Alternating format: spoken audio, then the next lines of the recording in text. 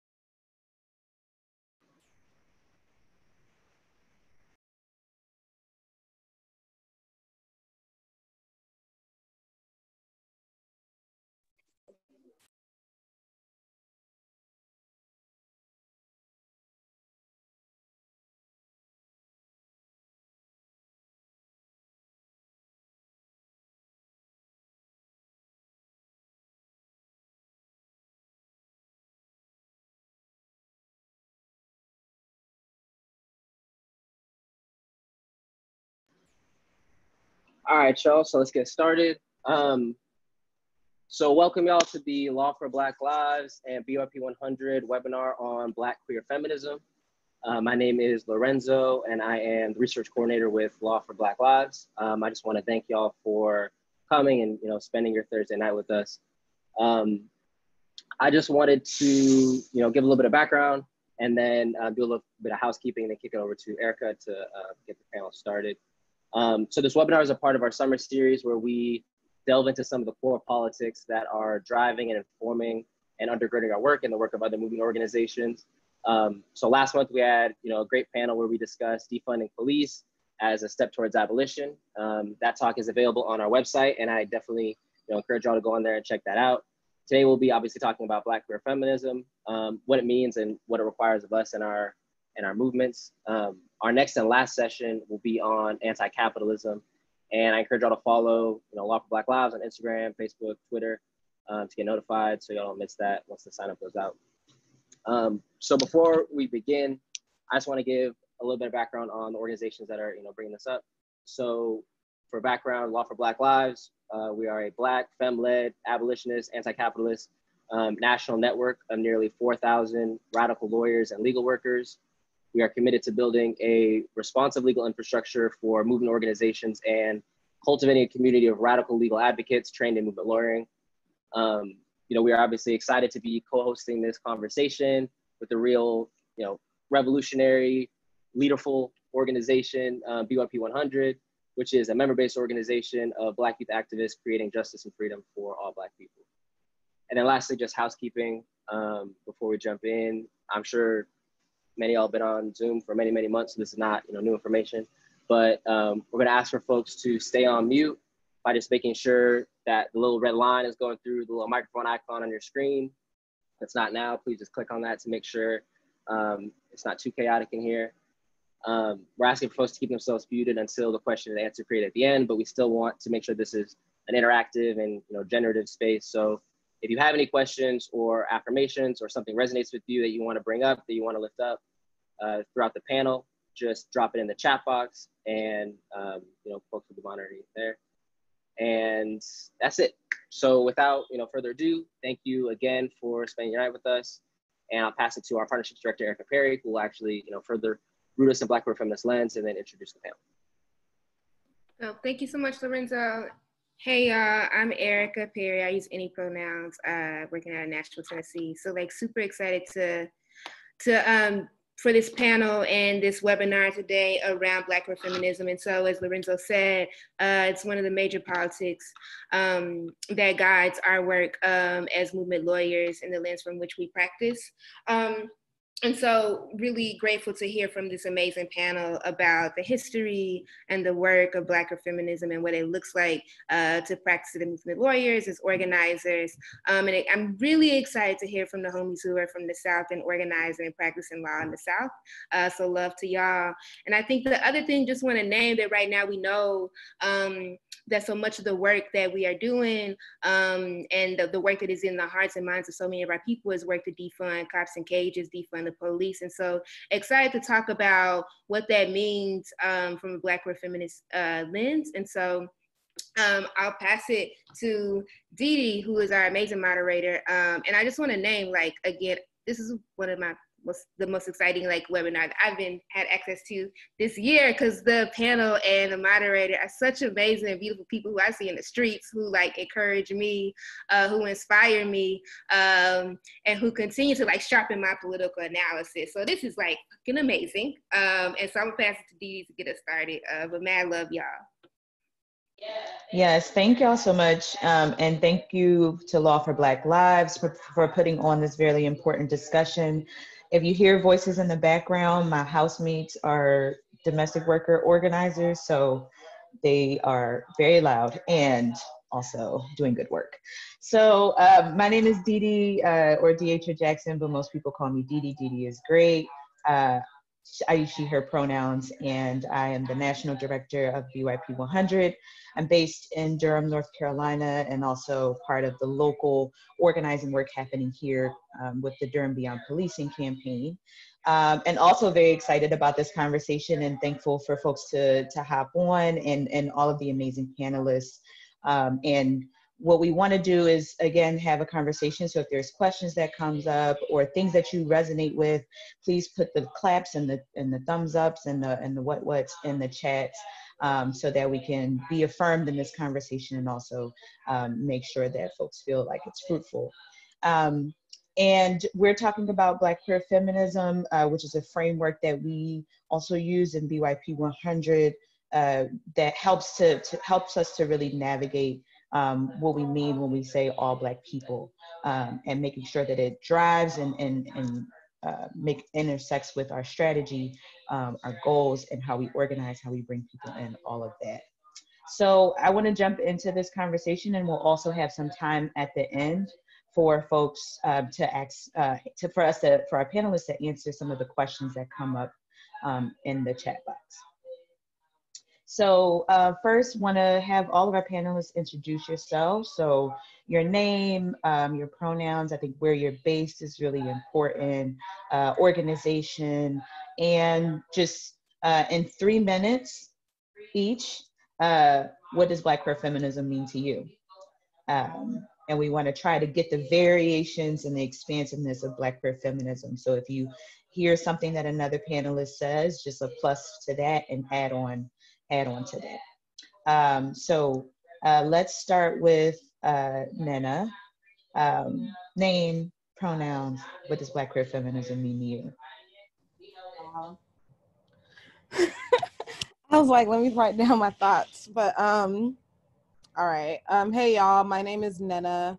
I use any pronouns. I'm in the DC chapter of BYP 100.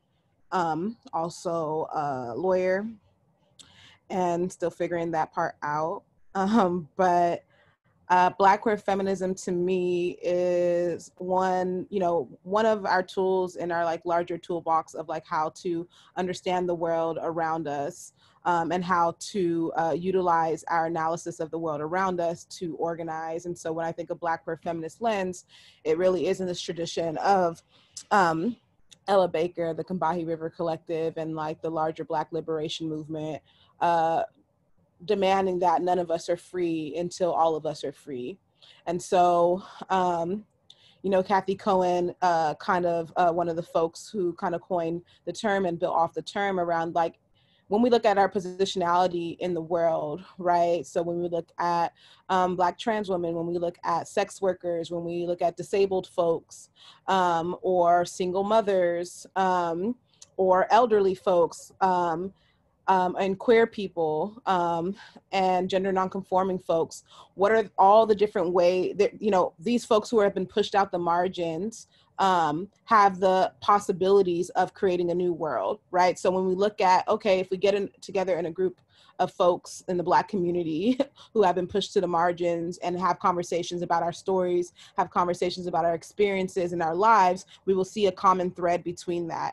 And rather than individualize that as though there's something wrong with us, it gives us the opportunity to look at like, what are the larger structures that impact the ways in which we are impacted by violence, right? So how does capitalism impact Black women? How does sexism impact Black women? How does ableism impact, you know, Black trans folks? And so it really is a lens to look at when folks at the margins, you know, based on disability, gender, sexuality, race, all the categories, immigration status, how do folks experience violence? And then also not just how people experience violence, but like, how are we going to fight against the violence that we're experiencing, right? So we have to understand the systems that we're up against and the white supremacist, cis heteropatriarchal, capitalist society that we live in, so that we're not replicating it in our movements.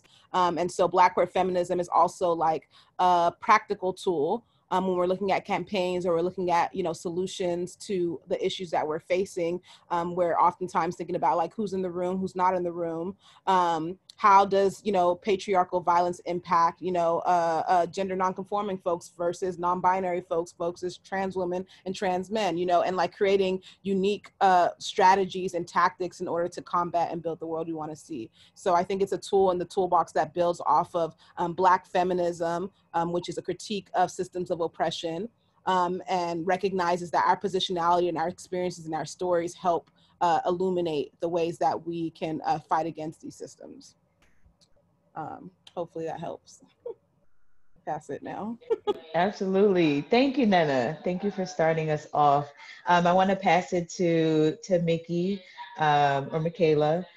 Just introduce yourself to the people, name, pronouns, where you are based, and what does Black queer feminism mean to you? Hey y'all, this is Micky, also Mickaela. I use they, them, and she, her pronouns, and I'm based out of Atlanta, Georgia. I'm the senior national organizer for the Transgender Law Center.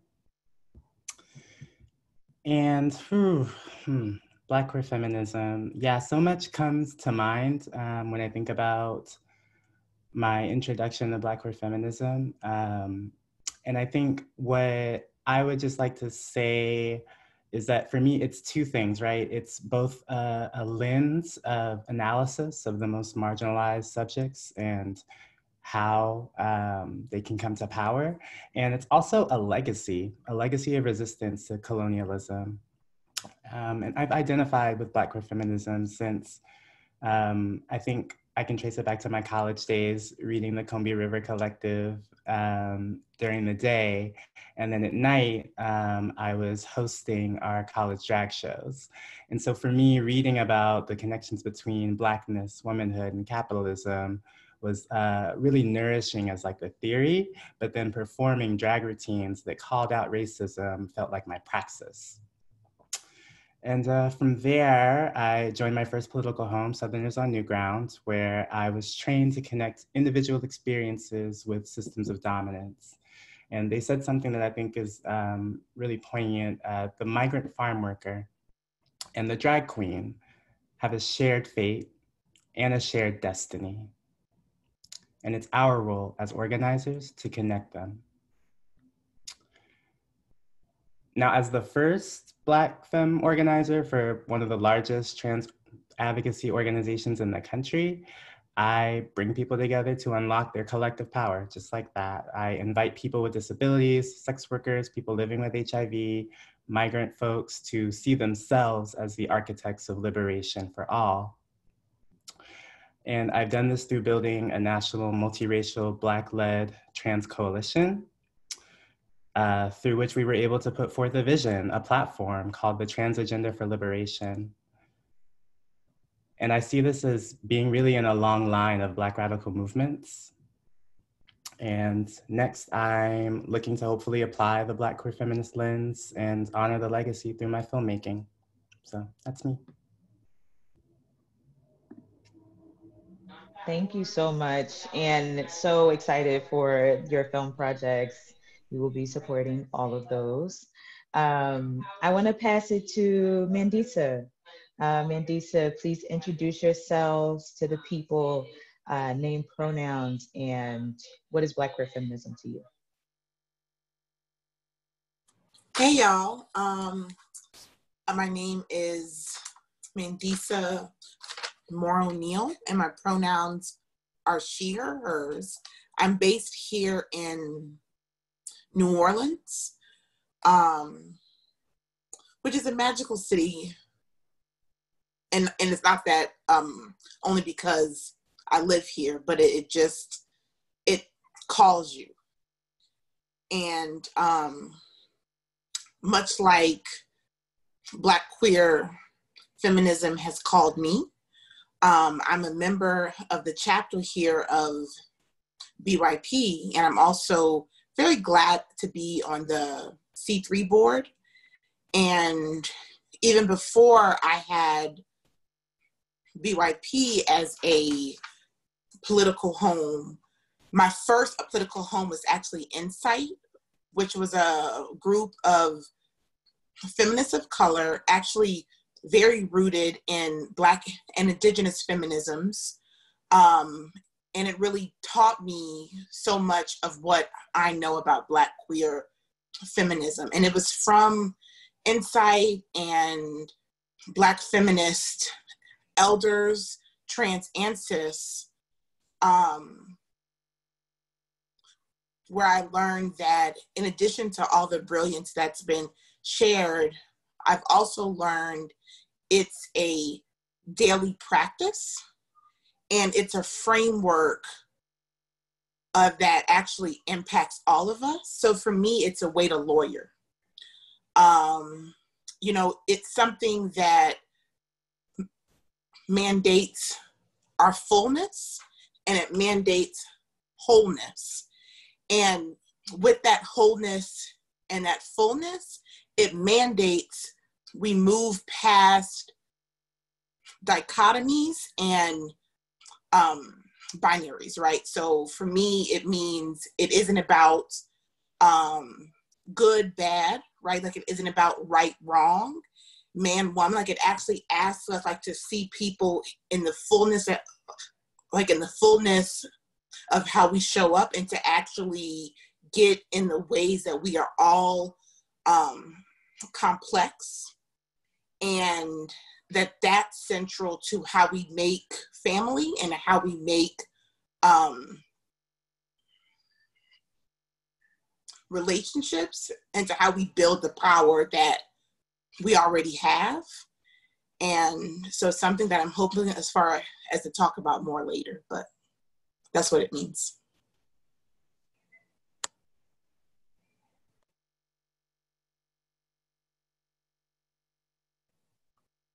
You're on mute.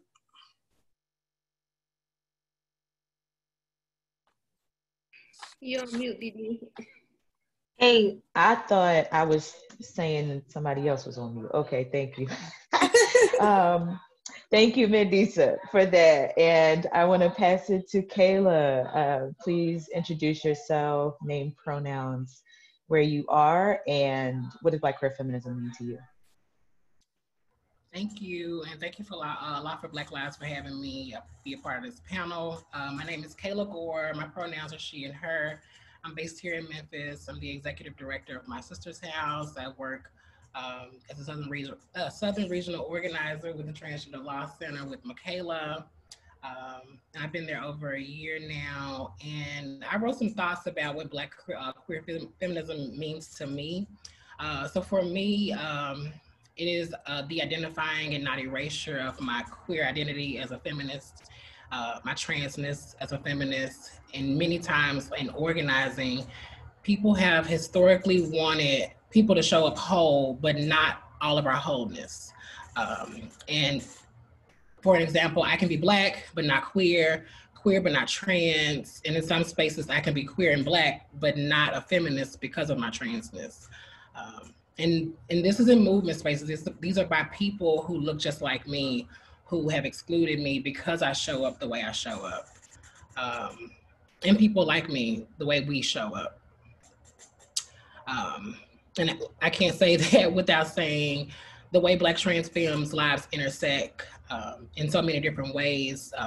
Black queer feminism allows me and people like me to be whole, similar to what Mandisa just mentioned about the ability for people to actually show up as their whole selves, to be a part of the change that is happening. And I always like to mention that I kind of guide myself and my work off of me for meaningful involvement of people affected. And that's me. Those are trans Black femme people in a lot of spaces were excluded from those spaces, not intentionally, but just because that's the narrative. That's what the system has allowed historically, and we keep playing into that. But there are people who are like actively like fighting the fight within the inside of these movements to make spaces for Black trans femmes. And we are always appreciative of that. Thank you. Thank you for that. And you got folks got some affirmations in the chat box if you want to check that. And I want to pass it to Saye. Saye, please introduce yourself to the people. What is Black Queer Feminism to you? Cool. Saye, she, her, hers. I'm the Policy and Advocacy Manager at BYP 100. Pluses to everything everyone said. It's hard to go last because you gotta like figure out what to say that's different. So yeah, I definitely resonate with Black queer feminism being a lens to assess the world and the multiple systems of oppression. For me, I feel like Black queer feminism as a Black cis hetero migrant woman, it challenges me. It challenges me and holds me accountable to unlearning my privileges and unlearning the ways in which I have to make sure to create safe spaces for all my Black siblings. And how do I show up and also holds me accountable to the values of like creating safety for folks, of like, how do I, in my work of doing policy, make sure that the legislations and policies that I'm trying to work through aren't re-entrenching the system in different ways and aren't causing more harm. So yeah, that's my addition. I hope I didn't re-say anything. No, that's good. And maybe I'll go the other way around so that we can mix it up for answers. But this next question really speaks to something that one of the panelists said around the legacy and that Black queer feminism falls in a long history of Black liberation movement work and struggle. And so interested in and there's some specificity to Black queer feminism. And the reason why so many of us are being called to it, so many Black organizations are being called to this framework today. So I'm interested in hearing from you all, how does Black queer feminism differ from some other approaches that have been used in previous movements? Why is Black queer feminism right for what we need to achieve? And I will start with Saye. The one time I didn't want to start first, I like kind of starting second, third, give you time to think. Okay. So I think for me, when I think about or how I've used Black queer feminism is to help me create values of like the values I want to hold on to and make sure that's being centered. So I do policy work and I'm always thinking about the way policy work, particularly in the criminal legal system.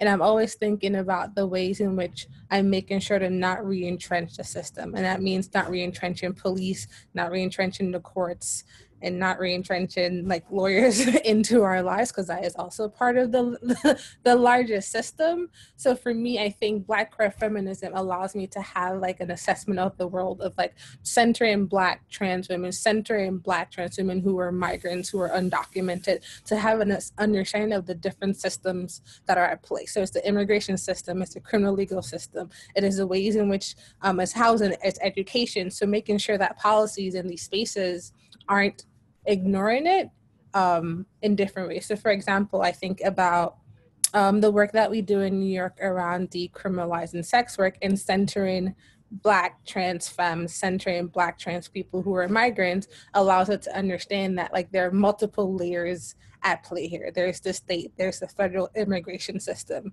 and there's just the ways in which capitalism also comes into play. So understanding those multiple layers of oppression feels to me different from the different ways in which we've organized previously, where we centered just if we liberate Black cis men, then the rest will follow, right? Not recognizing that that doesn't necessarily dismantle the whole system, that kind of just re-entrenches it and puts a different, a Black quote-unquote face on it, and is addressing the root causes and patriarchy and the other systems at play. So that's how it kind of for me plays out. Yeah, thank you for that. Thank you for that. I want to pass it to Kayla for this question. Just thinking about what is the difference of Black queer feminism from some of the other lenses that have been used in previous movements. Right. So for me, I think it's the inclusion and not the exclusion of LGBT folks within feminist movement.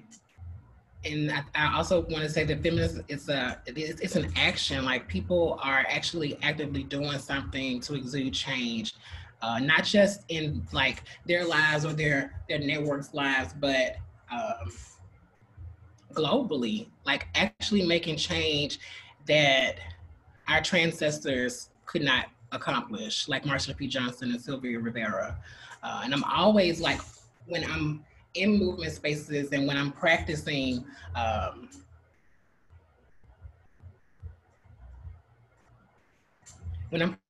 how to incorporate my community into like the regional work that I do, I'm very intentional about that, because I know that our space in this movement relies on how we show up in this moment.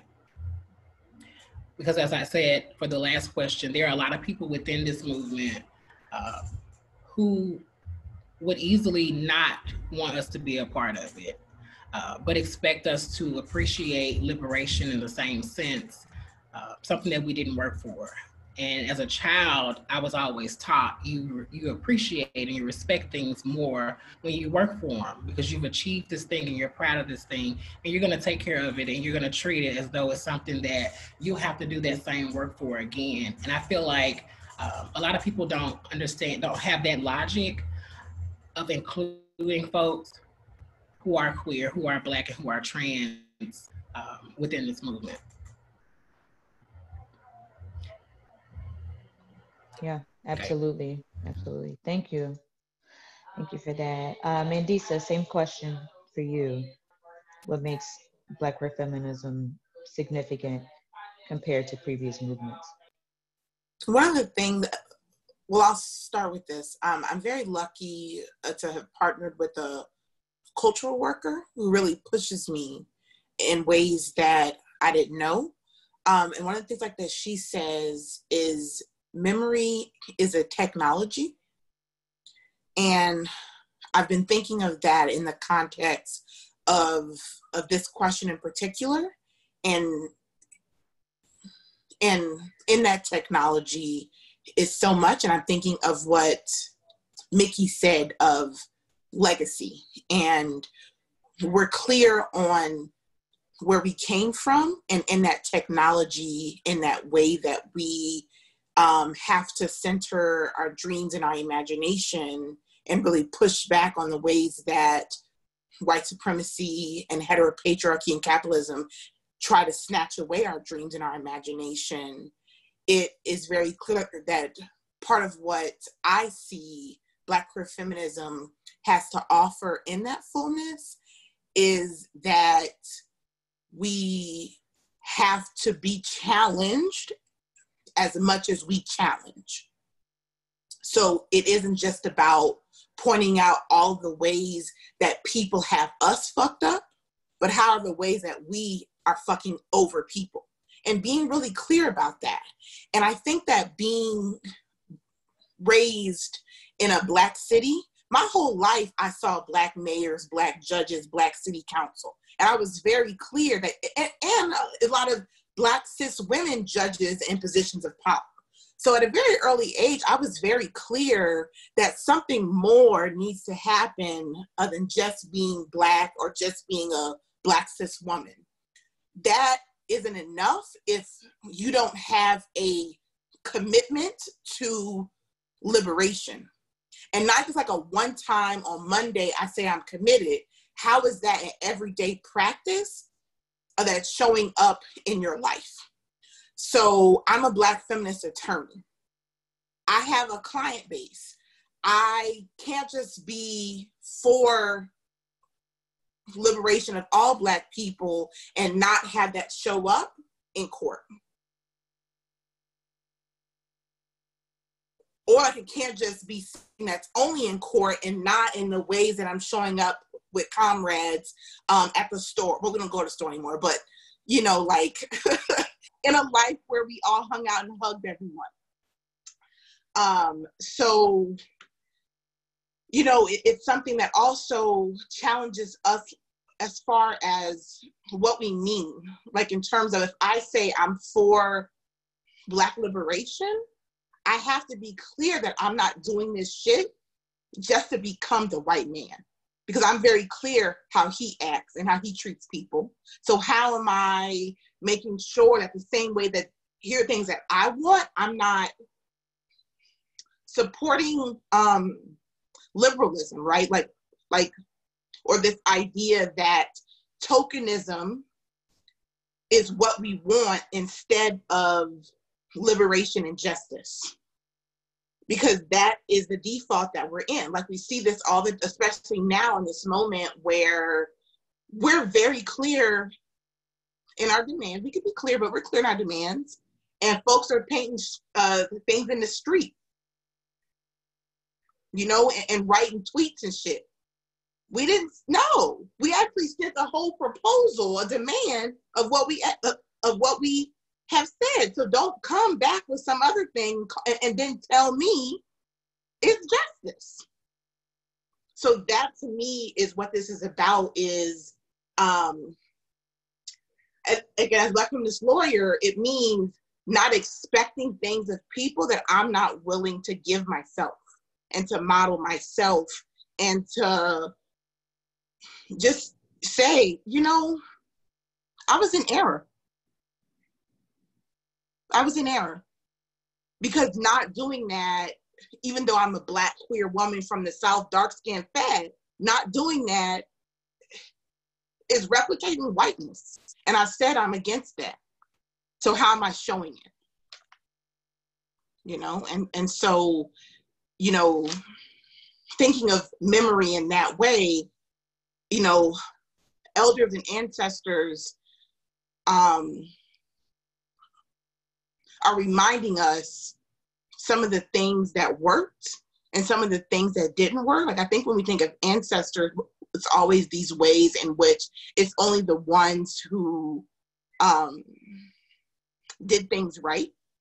And I think that my ancestors, I have some of them who are speaking via me of things that they didn't do well the first time, and are trying to guide me of like, I can see why you think that's the way to go, but I promise you it's not. So how do I hear all my ancestors, and not only the ones who were like super cute and super rad and super sexy. Like I also have ones who did like foul ass shit and are trying to account and atone via our work. So like, how am I present to hear that as well? Yes, thank you for that. Thank you for that. I want to pass it to Micky for the same question, just pulling on the idea of legacy and history, what makes Black queer feminism so distinct in this moment? Yeah, okay, now I'm feeling it because like whenever you go after somebody that just like really laid it out, it's hard, but I'm gonna try to do my best. Thank you for that. You know, what comes to mind for me is a couple phrases that folks in this space probably already know. But one of them is all your skin folk ain't your kinfolk, right? We understand that identity does not guarantee political alignment. Okay, people that share our identities will run that into the ground on some neoliberal campaigns saying, I'm Black, I'm queer, I'm for you, and I'm gonna bring you a new jail, woo! And you are just like, I don't know. I don't think that that means the same thing to you as it does to me. I don't think that the material conditions, right, that we are navigating are the same if you're saying that from your vantage point.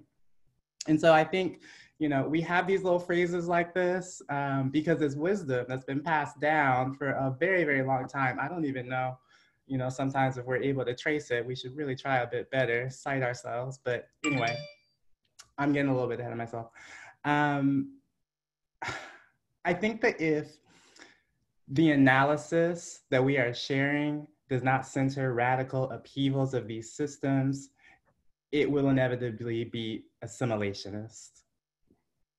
It will inevitably feed back into the same systems we already said are not serving the most marginalized of us. So how could they serve anyone else? And I think, you know, Black queer feminism really as a movement, as a theory and praxis, right? Like really allows us to draw these connections that were not being made. And I continually think about the Combahee River Collective, like naming like, yes, we are a part of women's movement. Yes, we are a part of Black movement. However, within both of these movements, we have been sidelined again and again and again. And y'all continue to use our brilliance, our intelligence, our labor, and not cite us. That's gotta stop. And so I just see so many Black queer feminists really fighting movements that want to center patriarchy, that want to center gaining capital as the way out, that want to center even peddling a narrative that trans people are trapped in the wrong body, right? That narrative continues to tell us that there's something wrong with someone's bodies and that these bodies need to be medicalized and that these bodies need to be saved. When if we did not have to actually navigate the colonial frameworks that were given to us, there would be nothing wrong with these bodies. These bodies would be celebrated.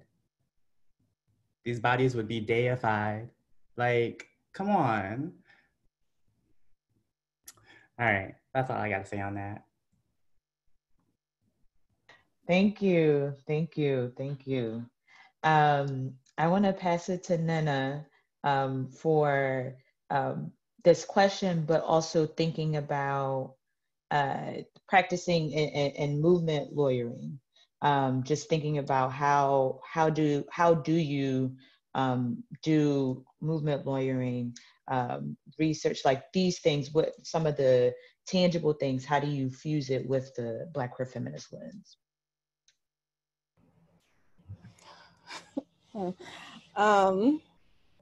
So I don't know, movement lawyering is like interesting because I'm like, am I a lawyer? Am I a movement lawyer? I don't know. But you know, I got like 3 texts today with people who like have issues with unemployment. You know, someone who was a victim of like transphobia and is now having charges against them. Another person who has like a mold issue in their house, you know, and has like is a single mother with a child who has asthma. And so, you know, I'm always like in this like quote unquote imposter syndrome, but Yeah, I guess the way that I infuse it is like, while I may not have the skill sets in every area of law, knowing that like I'm a lawyer, and knowing that I'm an organizer, trying to build up my community of like Black lawyers and lawyers in general, who I know, who I can politicize, who I can push, who I can agitate and challenge, to create the infrastructure and create the means to be able to like meet people's needs when like folks have needs, because, you know, I think I'm like a conduit for like a lot of issues that people have. I think another way that it shows up is like, I'm like, this is being recorded, so I don't know if I want to go on record for this, but just like people come up with like lots of different like solutions in the law, right? So like, you know, maybe there's somebody who is seeing like an influx of evictions.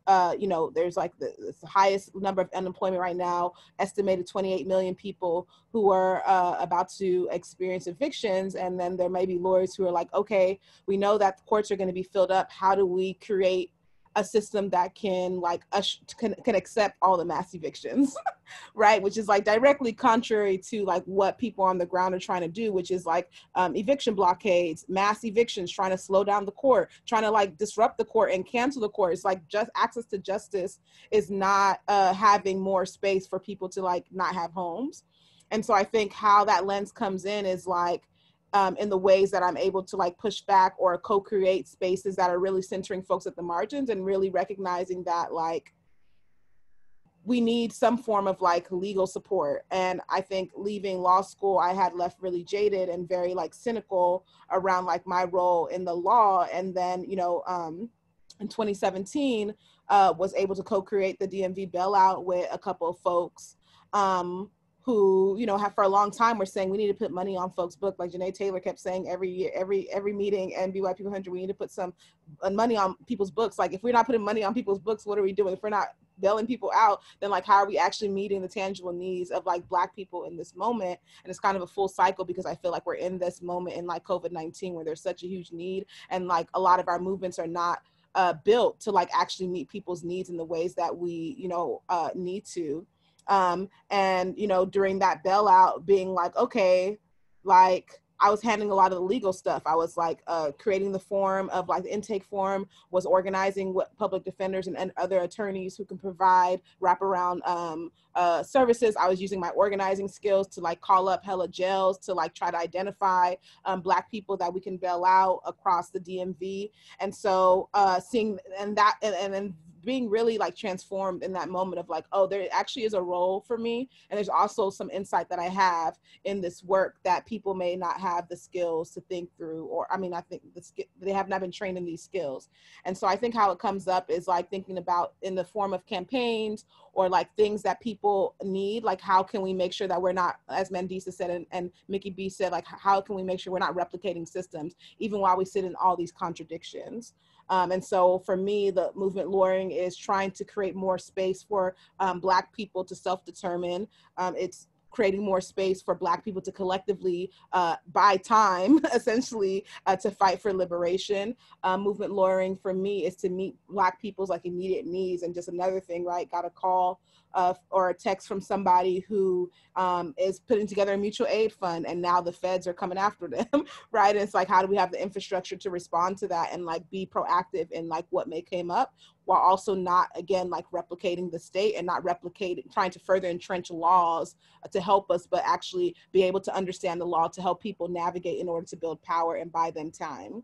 And so, yeah, I think another way, one last example is like thinking through, you know, we had been working on decriminalizing sex work in DC for 2 years, and really thinking about like, people oftentimes say we need to legalize things. Like we need to legalize this, we need to legalize this. But it's like, if Black people don't exist within the legal framework and are oftentimes not articulated in our laws, then like we actually need to be finding strategies to like decriminalize or like, again, remove the power of the state rather than try to use laws to further entrench the state. And so, yeah, I think that's where Black queer feminism comes in, and like queerness being something that is expansive and as ever flowing and never ending, and like the endless possibilities of many different strategies we can use.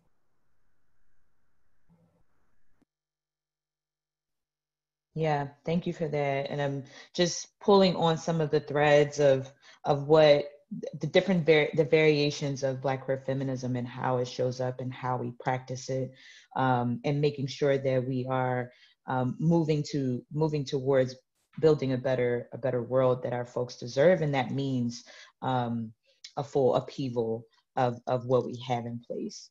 So thank y'all for uplifting that. I want to also pass it to Saye just to also think about in the same thread around what are the practical ways that you are able to infuse Black queer feminism in the work that you do, and specifically Saye for you in the policy making and policy writing research world. Yeah, I think for me, plus it's everything everyone's been saying. I think for me, as a non-lawyer doing policy, there's like dynamics that exist that we could talk about on another conversation. So for me, I used to work at a public defender office doing their policy work. That one in itself has its own dynamics. And I think for me, one thing I've noticed is just the ways in which when lawyers or public defenders do policy, it's very procedural justice oriented of like, how can I make this process more fair so that I could represent my client better versus like, how can I not make sure you're getting incarcerated or that you're not seeing me in the court system whatsoever.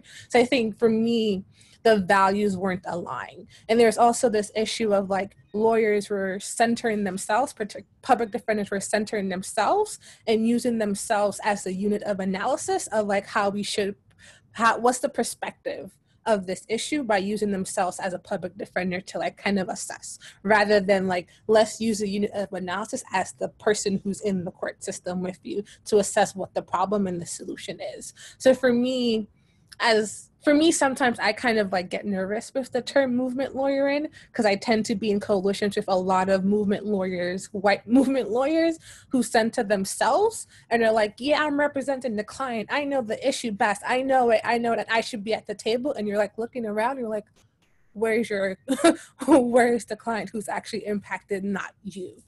So for me, one of the practical ways I think about and try to hold myself accountable when I think about policy making, it's one, your coalition actually shouldn't be made up of a whole bunch of lawyers. I think there's like a specific role for lawyers of like, help us write this legislation and like help us be the thought partner around drafting it into like a text, but you should not be leading the coalition, the coordination, the narrative. You should not be the person talking to the elected officials and kind of politicizing them to that issue. That's one practical way in which I think, for me, Black queer feminism should be incorporated into like policy making. And the other part is like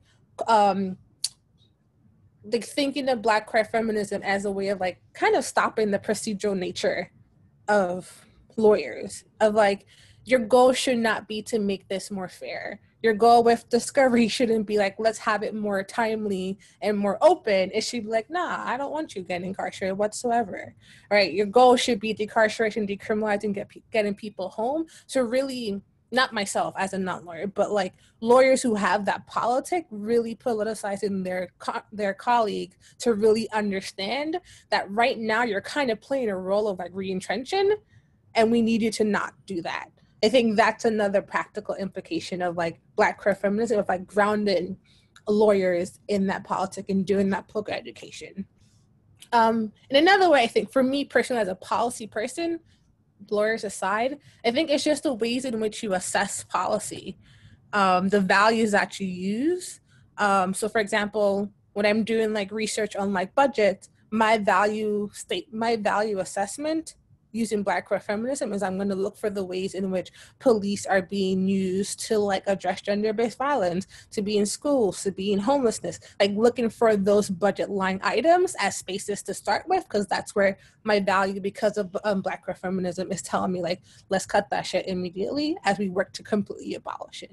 And similar to like policy, how are I making sure that the narrative that really pushes the policy is centered around the most marginalized? It's centered around Black trans people, it's centered around Black migrants, Black undocumented people. And that narrative is super, super important, because when you speak to elected officials, they tend to feel comfortable with the procedural justice aspect. And we need to like push them on that narrative of like, nah, It needs to go further, and we need to make you uncomfortable, and we need to like push that narrative and that policy further.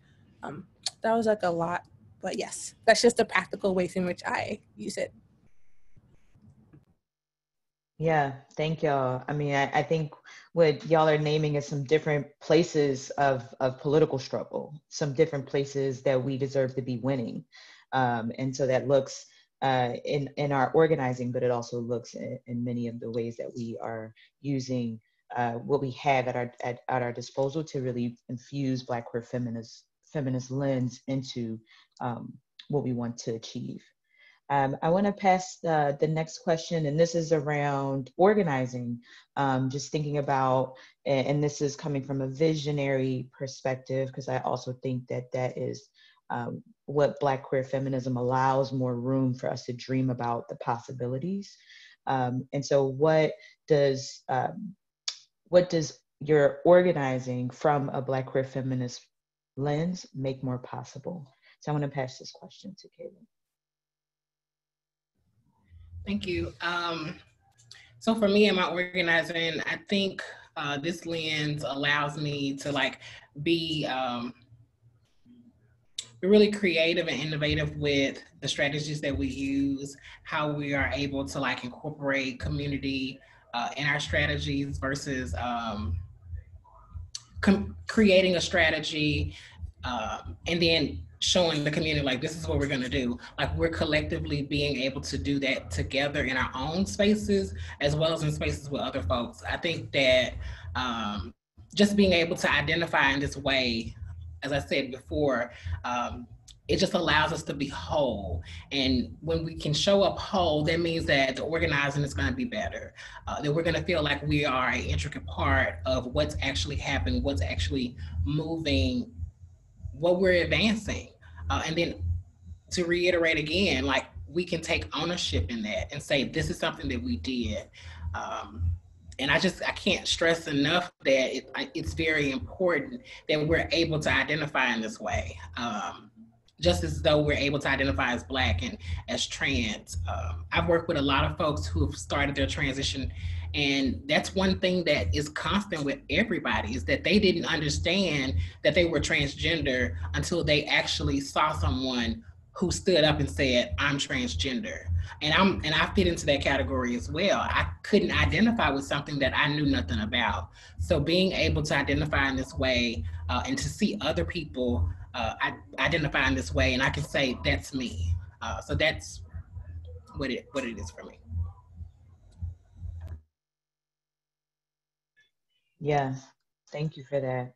I want to pass this question also to Micky, just thinking about the organizing and the work that you're doing. What does Black queer feminism make more possible for that? So when I first heard this, I started thinking about the whitewashing of our history.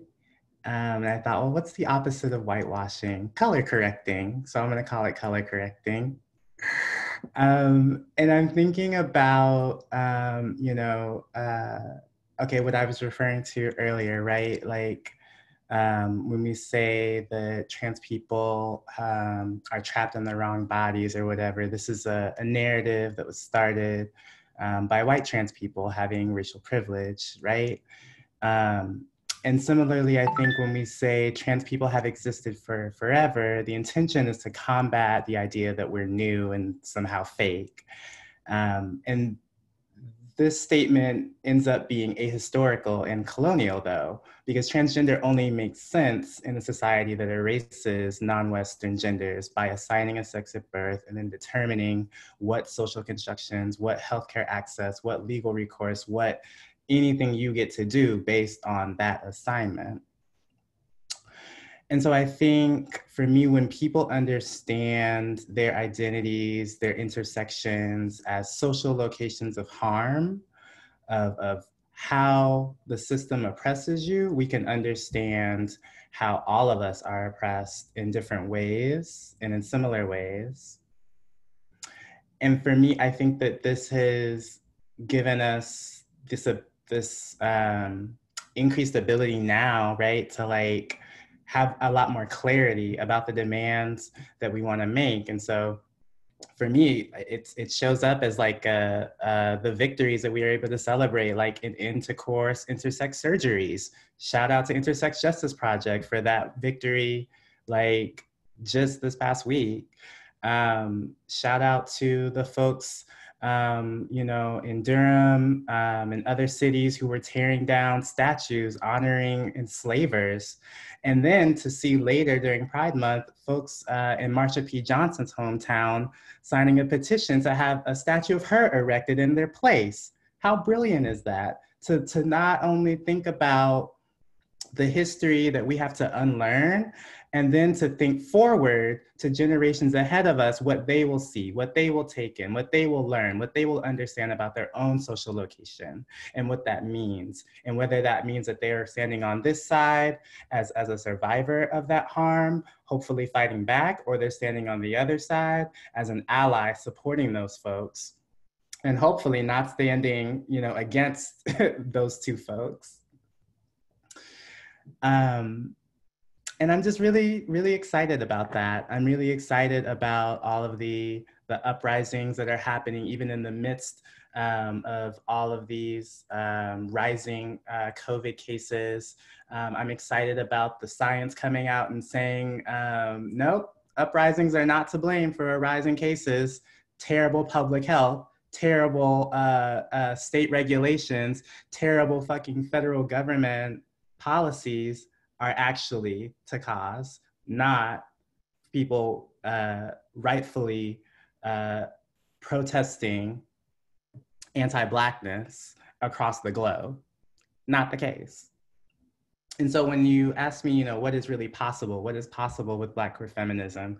I just think about all of these victories that we've had recently. I think about the history that we are rewriting. And I think that, you know, we are really healing our minds and our bodies from trauma before and after us. And if that's not the impossible, I don't know what is impossible, you know? Yes, absolutely. Thank you so much. Yeah, it just makes it, it's just a confirmation, like what you said is just confirmation for the work that we're doing, and that we're moving history, and that we are making history with all of our messiness, with all of our confusion, with all of the need that we still have, that we're holding strong to the legacy of radical organizing and upending what doesn't serve us. I wanted to see if folks on the panel actually had questions for each other. And I mean, we don't know when we'll see each other again.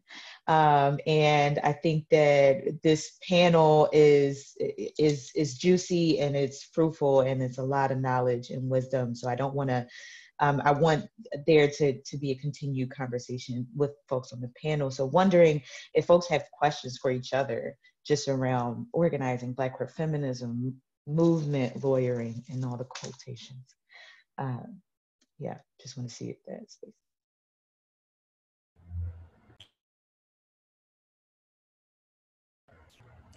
I mean, I have a question. I just we talk about defund, and we talk about divest and invest into communities, and me and Mickaela, we kind of talked about this a couple of days ago, probably yesterday or today. We talked so much, and this is always like the conversation because it involves our work within the Transgender Law Center, outside of the Transgender Law Center. It involves our lives. But we want people to be more specific. And I just want to know from the other panelists, have you all heard of any specific conversations when we say invest in communities? Are we like specifying just the Black community, or are we including folks who are really at the margins within the Black community?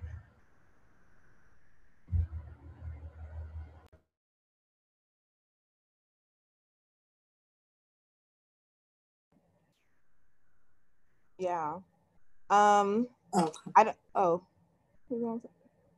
Yeah, I don't know if there's like specific things. I know in my work or the work that we're, doing in DC, even with the decrim work, it's like specific things like invest in housing for trans and queer youth, knowing that like DC has a high population of trans and queer youth experiencing homelessness. And I think I generally I'm like struggling around the divest invest framework personally, and really, really trying to assess that this moment is like really big, and like a lot of elders, like I just listened to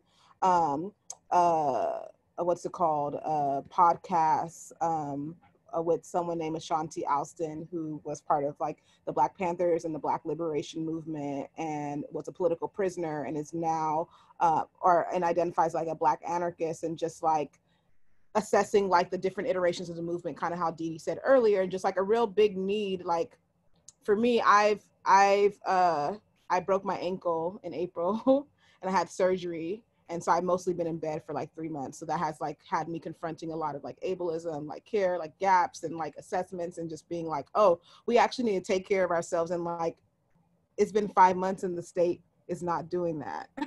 And so when I'm thinking, when we're talking about like taking care of ourselves or defund and invest, we actually need to be, like you're saying, building like community defense. And like, if we actually want to build a world without police, if we actually want to combat transphobia and homophobia and queerphobia and ableism, then we actually have to be skilled in that in our community. So when I'm thinking of invest, I'm really thinking of like, do folks know how to like intervene in a mental health crisis? Right? Do folks know how to fundraise? Me and Mickaela supposed to have had a conversation like a week or 2 weeks ago, and it's going to happen next week. But like, folks need to do other things to like protect ourselves, and like our communities need to be trained on that in order for folks not to rely on police. Right? Like, we actually have to have the things in place and the trainings and skills in place for people to not rely on police, because defunding police is really important, and it's really pivotal, and it's actually it's actually like an assessment of the political maturation of a movement. And like, there have been like endless deaths of Black trans women. And so like, what does it mean that like we're able to fundraise $50,000 for funeral costs, but like literally there's an uptick of people in like with housing needs. And like, when I'm thinking of invest, like we actually need to like figure out the ways that we need to provide resource for each other, the ways we need to care for each other, the ways that we need to resolve conflict and move through conflict, the ways that we need to study and like learn and like be really interdependent. And I think that's what's calling us right now, especially with like COVID-19, where it's literally forcing folks to like deal and combat a lot of, ableism that like we haven't like assessed in our like movements. And so I hear you, because I think I've seen a post where it's like, are folks saying specifically invest in like Black trans women, and like that being like a call and like a challenge for movements, and like recognizing that like Black trans women and Black trans folks are already creating networks outside of the state. And like, those are the things that need more funding, resources, and infrastructure for the things that people are already doing. And like, how do we like move away from like the things we're doing and move towards like actual tangible material support that is like coupled with like political education and like community resources, and like really struggling with the things that we haven't been able to struggle with in real time. So that's where I'm at. I don't know if that answers your question, but I haven't heard specific invest side, though I know people are doing like divest, defund the police, cancel rent, invest in housing specifically, but there hasn't been like super specific things. Yeah, I mean, that was really rich. I really appreciate you like expounding on the question, because like I want people to have the conversation, and I accidentally posed it so that people on this call can like have that conversation. Are we talking about the trans community when we talk about invest into communities? Because these people are pushed to the margins, and like you said, there are people who are doing grassroots things that won't matriculate down to, but they're doing some very critical and crucial work, and that shouldn't be the case. And we as Black people should have that on our mindsets, like when we're actually out advocating. Take up too much time because I see Mandisa. I was hoping to speak to it as well, if that's okay. Yes. So here in New Orleans, it's been a few groups who have been organizing around defund the NOPD. And for me as a Black feminist, and somebody who's also an attorney, it's like kind of really trying to actualize that whole complexity. So it's bringing Black trans siblings to the table. So like off the bat, it was no room to have that speak on behalf of shit, like, or have that speak for, because folks are here and folks are different. So off the bat, it means that our group has to move past tokenism because it's more than one. And because everyone's different and we're all complex and human, someone who's a Black trans femme, surprise, surprise, may have something different than another Black trans femme because people are people. And so that way, much like I'm a Black queer woman and another cis woman and someone else who's Black, cis, queer, or something different, we could all come and figure out how to defund this and how to draft this ordinance. And it's also having conversations, that's saying, hey, look, it's some things that we don't necessarily have to be a part of if we're not trans. We can still have space for it to happen, and having conversations with folks of, look, here's who's coming to the table, period. And let's have outside conversations if you have if you're confused about something. Because I also acknowledge some people are in different places. And I want you to be in different places outside of this meeting. Because I'm a Leo. It's just, it's a warrior thing. So like having space like for folks to just be like, I don't get it. That's fine. Let's have a Zoom lunch and talk about it then. So like it's one thing. Also, like it's been partnering with groups who are doing like super dope work. Like here at the House of Tulips is building a legacy that, you know, of home ownership, like for trans and GNC folks. So making sure that they're at the table in terms of like housing and criminalization and making all of those connections. And I also think something else is making sure that the group that we're in who's doing this work has a commitment to engaging in principled struggle. You know, I think sometimes, and I think that this is like internalized white supremacy, like we think that conflict is bad and that somehow it's possible to do organizing, like deep organizing work and avoid conflict. And to me, what's bad is violence. And ways of engaging in conflict that grows harm. That's what's problematic. But how do we like engage in conflict and engage in the fact that we may have differences for a variety of reasons? Because like one thing that I've seen is, you know, based on the ways like that our trans siblings are often marginalized, many of our trans siblings are working class. And many Black lawyers have a lot of like class privilege. And oftentimes in conversations, it's transphobia 100%. And it's also like bougie elitism shit that we have to unpack as well. So like, how do we center values and just make it clear, here's who's at the center, and here's what are the values that are also at the center. So it isn't just about people, like I'm putting that burden on individuals, but it's about shared values. And I think that that also makes it clear, well, I'm not necessarily like, let's have conflict. I'm also not acting like it's not going to happen as we're doing work that is super hard. Like if folks have ever been a part of drafting ordinance to defund, it's not easy shit. It's triggering for one thing. It brings up so much because of like our complex histories around cops and sheriffs and law enforcement. So to me, I don't know if this answers the question, Kayla, but just thinking about, I just want to make sure that it isn't about us talking on behalf of Black trans people, but making sure as many folks as possible are at the table. So when it was time to recruit, because I was very clear, I'll come and here's who I need to have in the room, because I see myself as accountable to them.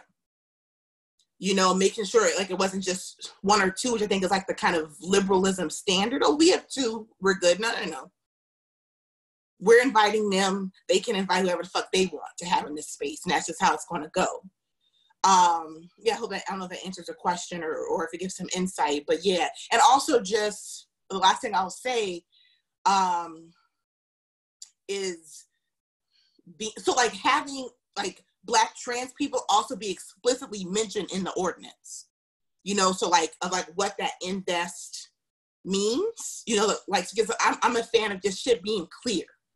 So if I mean Black trans people, I say Black trans people. If I mean Black women who are trans and cis, I say that.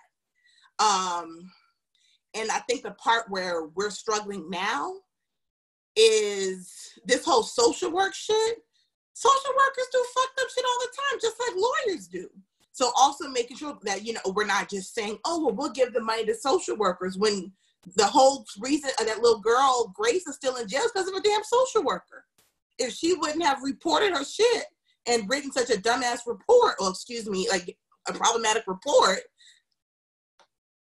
this wouldn't, you know, have escalated how it did. So how are we also making sure like that as we invest, it's in groups and people who actually care about the things we say we care about. So I'll stop.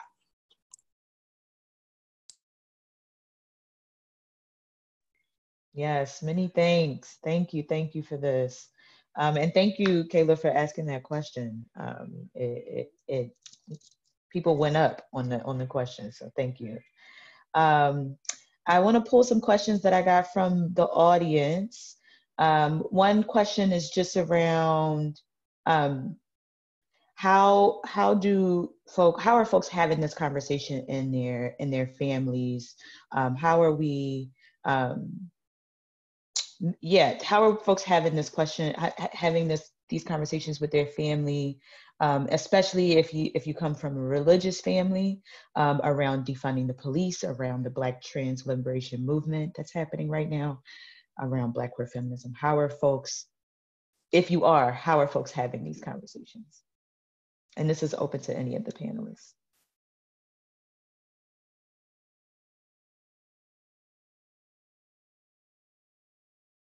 I could give it a go. So how am I having this with my so I live my mom's a single mom. We both came to this country undocumented. My mom worked 3-4 jobs to make sure I existed to where I am right now.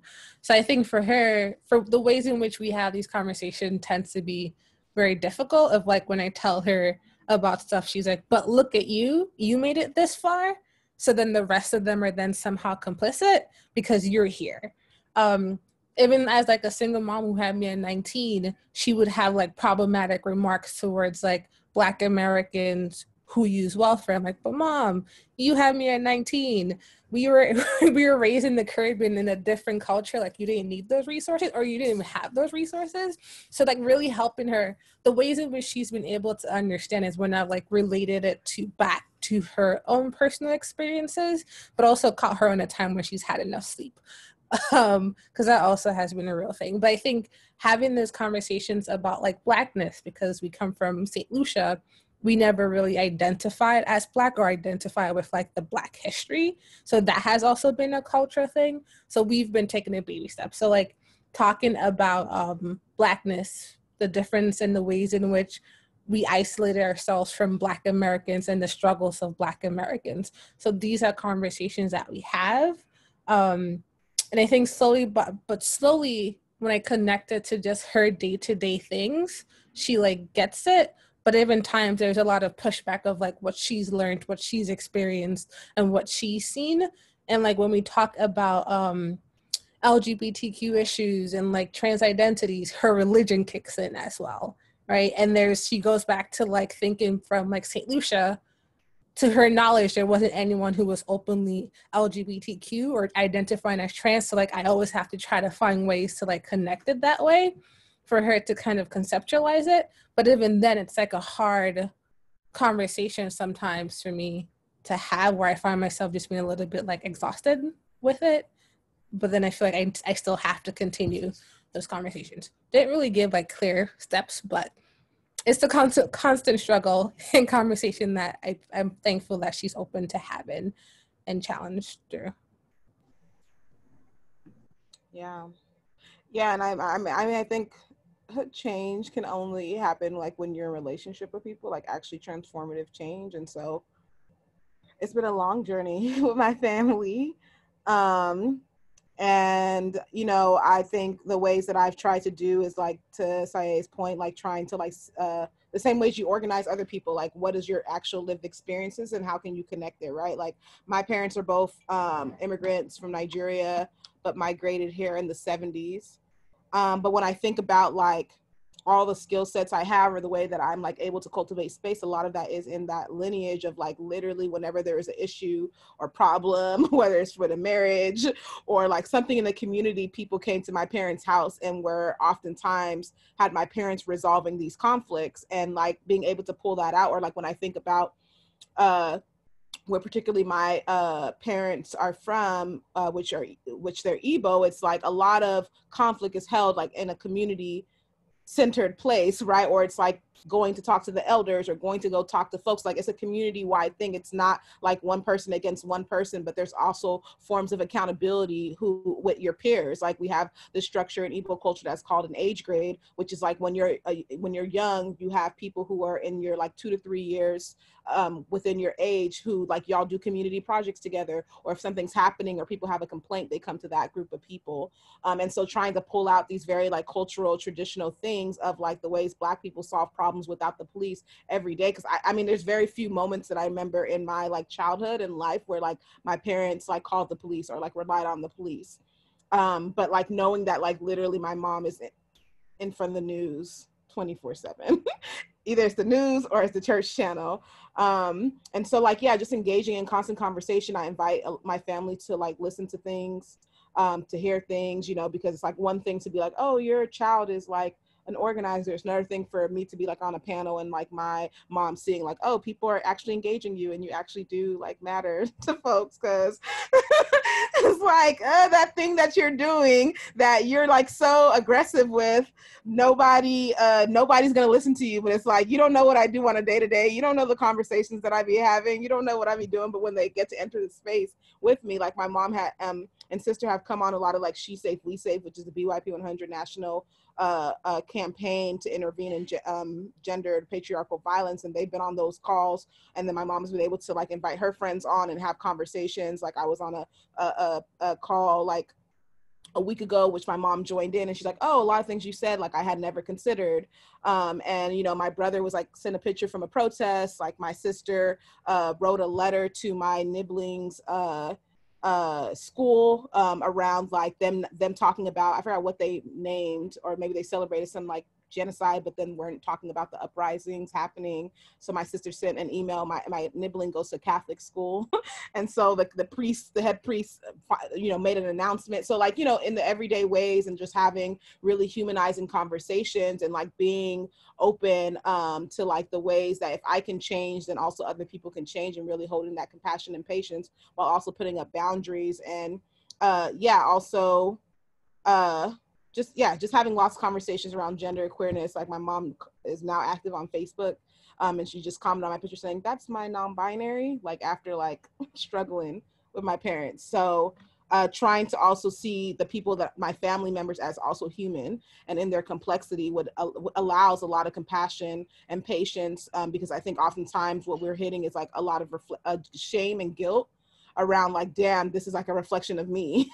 Right. And so like, I'm gonna cut y'all off type thing, but also being real about like modeling healthy relationships and modeling healthy boundaries and what you won't and will not engage in, what you won't and tolerate. And so also speaking up at the dinner table and in the group chats, I think is really important. And I went to Nigeria in February with a group of Nigerian trans and queer folks, and like met my parents in Nigeria because they were there. And, you know, was telling them I'm here to meet trans and queer Nigerians. They're like, really? Like, are you going to be safe?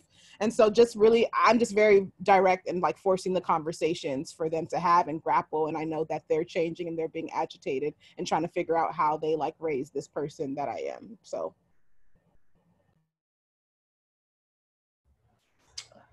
like to chime in real quick about that and kind of talk about like the trans community, more specifically Black trans women, and the conversations that we have about defunding the police and how it's a 50-50 split to be, and it might be a different margin. It might be 70-25. I mean, there's no data. Like, these are just like conversations that we have casually about the work that I do, about defunding the police, about what that actually means for Black trans women, especially here in Memphis. And the conversation always goes like, well, we don't call the police anyway. Because when we call the police, 9 times out of 10, they're going to criminalize us, regardless of what the situation is. So we don't call the police. But 2, in a sense, there are Black trans women who are like, no, we need the police because we're constantly being killed. But there's not a big enough conversation, or there are not enough resources for us to have the conversation about transformative justice and how that can be something that is in place of jails and prisons and systems that do not serve us. And we know that these systems don't serve us. We don't call the police, which also puts us at more risk because we're not connected to community. And that's the whole mindset of the divest invest is we take from this thing and put it in community, but Black trans folks aren't in community, which is why I asked that question, because we need to be in those spaces like Mandisa said, and not just 1 or 2 of us. We need to come and we need to be able to invite our people into those spaces and they be treated as we're treated, because a lot of times that respect for like me and Mickaela may not go over with one of our counterparts, one of our siblings, because of how they show up or how you perceive them to be showing up. And they're not meeting the status quo or whatever. I just wanted to say, like, I wanted to bring that to be a part of this conversation because that's a reality for us, me and Mickaela, when we're talking to like our TGNC coalition about defunding the police. Like, we're talking to organizers in the South who are combating violence daily that their community members experience, and we're having to tell them the police, that's not the option. Here at my sister's house, where we provide emergency shelter, we've had girls to come here who, when they get here, they see another girl that they've been in beef or conflict with. And sometimes it's been violent and it's been physical violence. And the question that I always pose to them is like, so you know that they're here. You're saying you're gonna call the police here to take them to jail. And then we are gonna go and bail them out. So it's like and I have to explain to them, you're taking away resources that we really don't have if you call the police here. Let's figure out how can we resolve this between us in this situation versus involving some folks who might come here and arrest all of us simply because of how we show up and how we look. I don't fuck with 12. I don't. And I have to make that explicitly clear, like when I'm doing consulting with folks around housing, like we don't fuck with 12. We don't call them, we don't send them letters, we don't, none of that, no text, none of that. And we're building out transformative justice, not knowing that that's what we're doing, but when we're having those conversations with folks about this is why we don't call the police, and if you call the police, these are the things that could possibly happen. But it's very like organic in that sense, but I definitely wanted to just bring the conversation that it's needed for us to be involved in these spaces when we're talking about defund the police, so that trans people have an idea, they are politicized in a good generative way, so that they can say, yes, defund the police because you're gonna put money into these resources that are gonna keep me safe.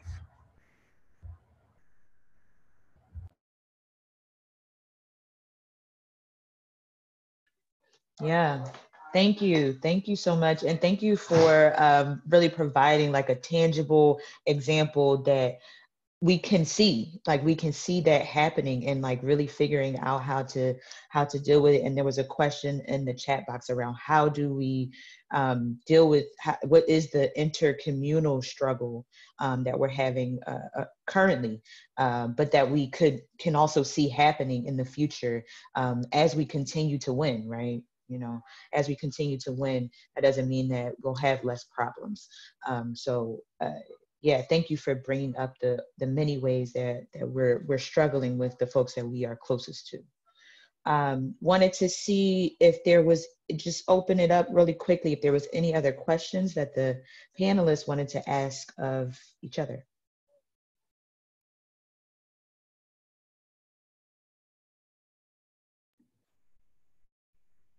Okay, I'm kind of cheating, and y'all know why I'm cheating, but I'm gonna ask this question. What is one movie, book, or podcast, or whatever that you're listening to? Because I just wanna know. I just wanna know what y'all listening to. What's giving you life? And it don't even have to be something on Black queer feminism. It'd be great if it was, because that is the topic, but it could be anything.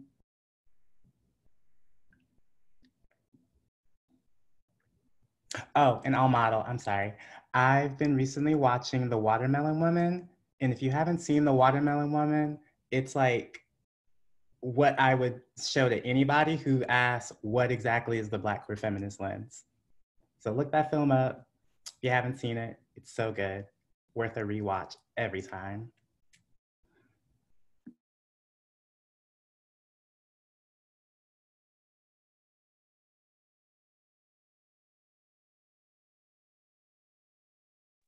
What else? What y'all reading? What y'all watching? What y'all listening to? Nana, what's that? Oh my God, Nana, I'm literally reading the same thing. Bible right now. It's really. I'm literally reading this right now. Oh my God. Several people are, so we trying to form a little reading group. I'm trying to create some discussion questions for it to have more conversations with folks. But this is Wayward Lives, Beautiful Experiments by Saidiya Hartman. That's just amazing. It says intimate histories of righteous Black girls, troublesome women, and queer radicals. And it's just kind of the conversation we're having where it's like, people are already experimenting with freedom, you know, and like Black people are like, to be Black is like to have anarchist leanings, and like, what are the everyday ways that people are experimenting in freedom, and how can we move to more of that scary place and like experiment instead of like doing the things that we're often doing, which is like, you know, the things that like Kayla is saying, like, yeah, like people are already experimenting with freedom daily. And there's like a rich history of like Black people like exercising self-determination outside of the state, particularly Black girls, Black queer folks, and Black gender variant folks. So that's what I'm reading. What's been on my heart is Julie Dash, especially in this moment, like where like I think the Emmy nominations just came out, and they're what I expect, just not really showing the Blackness in the way that we see it. But Julie Dash, Daughters of the Dust is one of my favorite movies, and any opportunity that I have to see how she highlights the complexities of Black femininity is just an honor. I also have as like my kind of go-to film is Marlon Riggs' Black Is, Black Ain't, which helped me to come the fuck out, I'll be honest. 20 years old, the summer right before Hurricane Katrina. I was like, oh yeah, this has a lot to offer, this Black lesbianism. Yeah. Thank you, Marlon Riggs.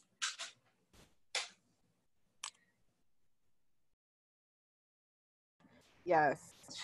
I watched all of his stuff on Canopy because I'm on the Black trans, Black lesbian film tip. That's what's been bringing me to life through my injury. So if you go to Canopy, KANOPY.com, and you have a library card, you can access like 6 free films a month. And all of Marlon Riggs' work is on there. All of Cheryl Dunye's work is on there.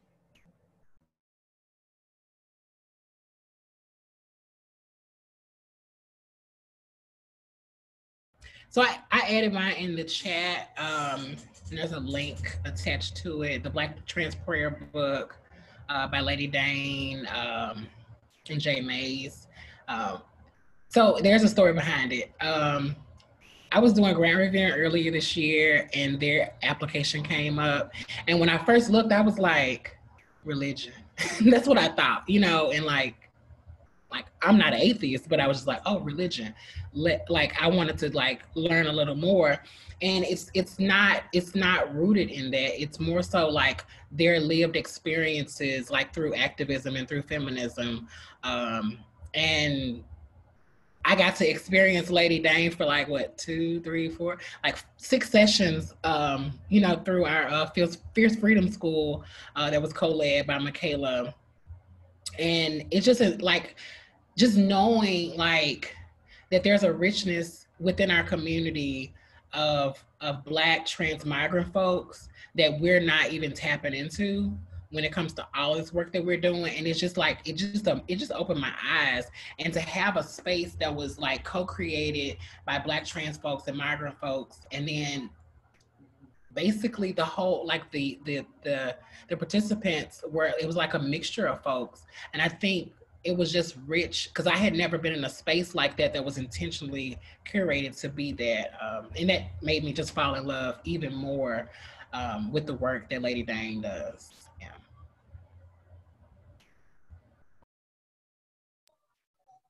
Thank y'all so much. Check it out. Yes, thank you. I was typing all of the things that y'all were naming, and I am going to post them in this chat. I don't have all the links, but I got the titles. So posting it here, resources for love and Black queer feminism. And there's more, many more.